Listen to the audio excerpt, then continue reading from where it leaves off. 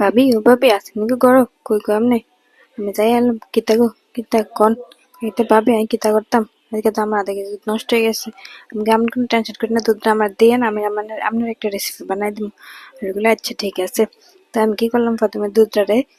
গরম করে নিলাম একটু লেবুর রস দিয়ে ছানাটা ভালো করে কাটটা নিলাম ছানাটা কাটটা সুন্দর মতো করে ছানাটা সেকা লইলাম সেকা এটি ভালো করে পানিটা জড়াইয়া নিয়ে এবার একটা প্লেটে ডাললাম ডাইল হয়েছে গিয়ে ভালো করে এটিরে মিশাইতেছি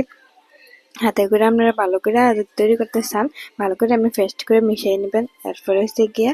একটা ফাটা দুধ দিয়ে দিবেন পরিমাণ মতো যেহেতু আমার অল্প একটু ছানা হয়েছে এই কারণে আমি মিনিফাই একটা ফাটার দুধ দিছি দিয়ে এটি আরো ভালো করে হচ্ছে গিয়ে মইটা নিছি মইটা ছোট ছোট করে রসগোল্লার মতো ছোট ছোট করে ইয়ে করে নিছি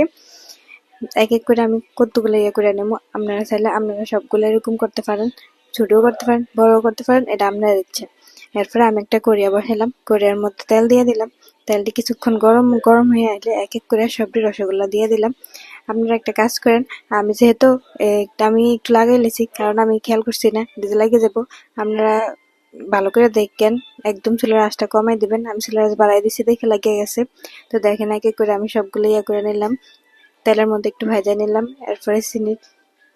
চিনিটা বসাই দিলাম চিনিটা একটু গরম করে হালকা একটু লাল শেপ আসবো এরকম করে দিলে আপনারা চাইলে এরকম করে দিতেও পারেন আবার নাও দিতে পারেন আমি করে নিয়েছি যাতে করে হালকা একটু লাল শেপ আসে এই কারণে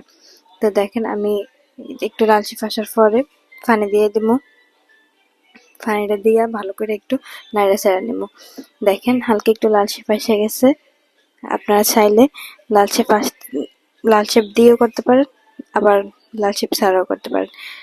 এরপর